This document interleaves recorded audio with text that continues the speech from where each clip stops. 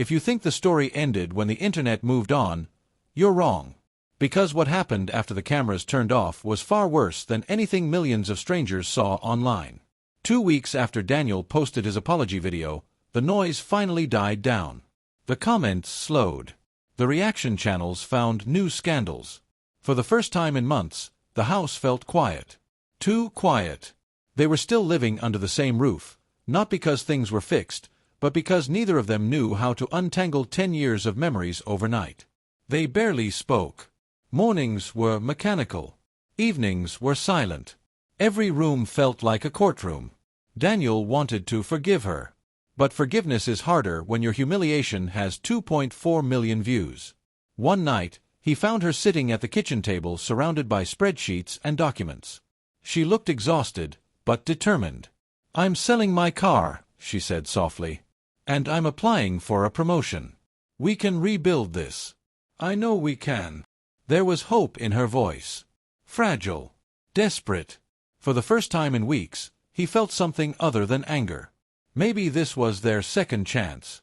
They started therapy. They deleted their videos. They tried to reclaim privacy. Slowly, painfully, they began to talk, really talk. About the debt. About the manipulation. About his pride.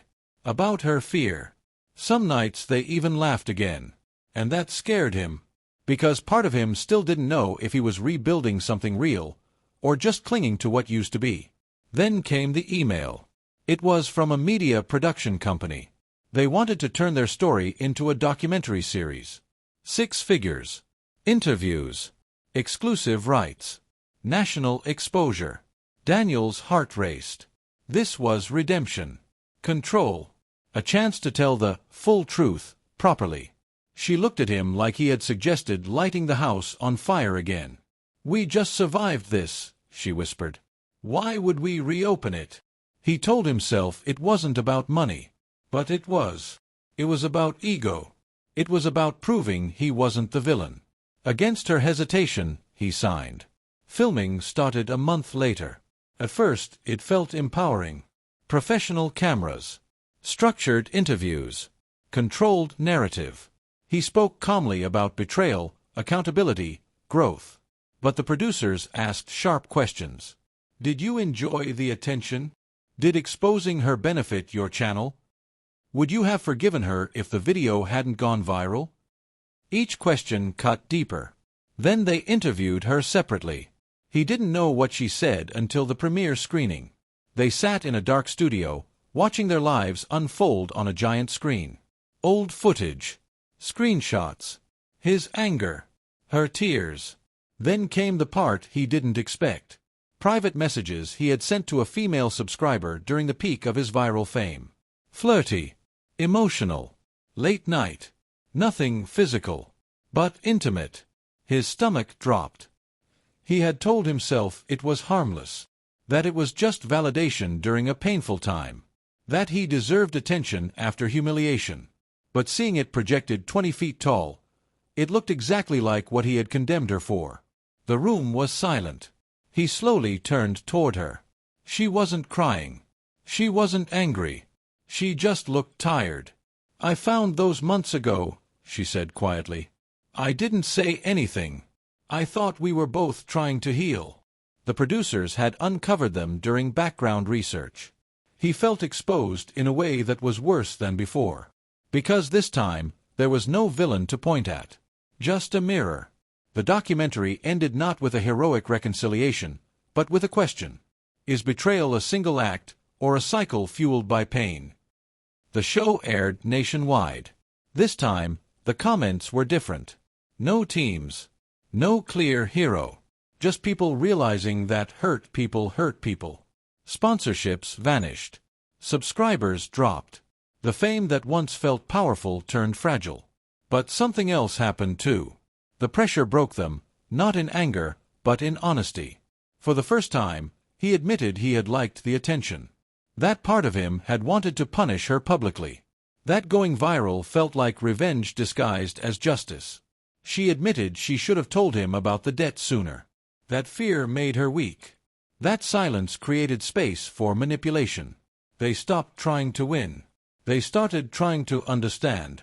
Months passed. No cameras. No viral moments. Just therapy appointments. Shared dinners. Long walks without phones. The house slowly stopped feeling like a battlefield. One evening, nearly a year later, they sat on the porch watching the sunset. He realized something. If none of it had gone viral, if no one had ever watched, would they have fought this hard? Or would they have quietly divorced without ever confronting their own flaws? The scandal that nearly destroyed them had forced brutal self-awareness. And then came the final twist. The production company reached out again. The documentary had been nominated for an award. They were invited to attend the ceremony as a couple. Daniel stared at the email. A year ago, he would have jumped at it. Now, he looked at her. She smiled gently. "We don't need an audience anymore." And for the first time since this nightmare began, he agreed without hesitation. They declined. No red carpet. No speeches. No cameras. Just two flawed people choosing privacy over performance. Here's the part no one online will ever fully understand. The real betrayal wasn't the affair. It wasn't the debt. It wasn't even the viral video. It was the moment they let strangers define their marriage. When they stopped performing for the world and started fighting for each other, something unexpected happened. They didn't go back to who they were. They became better. And if you're waiting for a dramatic ending, a breakup, a divorce, a public revenge arc, there isn't one. Because sometimes the biggest plot twist isn't destruction. It's growth. And that doesn't go viral. But it lasts. A year after they turned down the award ceremony, life looked almost ordinary again. No trending hashtags.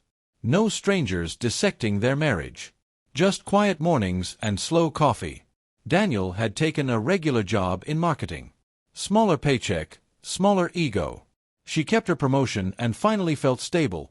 Not hiding, not pretending. Some days were still heavy. Trust doesn't rebuild in grand gestures. It rebuilds in small, boring consistency. But one night, while cleaning out old storage boxes in the garage, Daniel found something that made his hands tremble. A printed contract. Not from the documentary company. From the cousin. Signed months before the affair even started. It was a private loan agreement, with impossible interest rates and clauses that bordered on illegal. At the bottom was a note in handwriting that wasn't hers. "If you tell him, I'll make sure he loses everything." Daniel felt anger rise again, but this time not at her. At the manipulation. At the silence she endured alone. When he showed her, she broke down in a way he had never seen before. Not dramatic. Not loud. Just years of fear finally releasing. And in that quiet garage, surrounded by dusty boxes and forgotten things, something shifted again. This time, it wasn't about forgiveness. It was about protection. And for the first time since the scandal began, they felt like a team.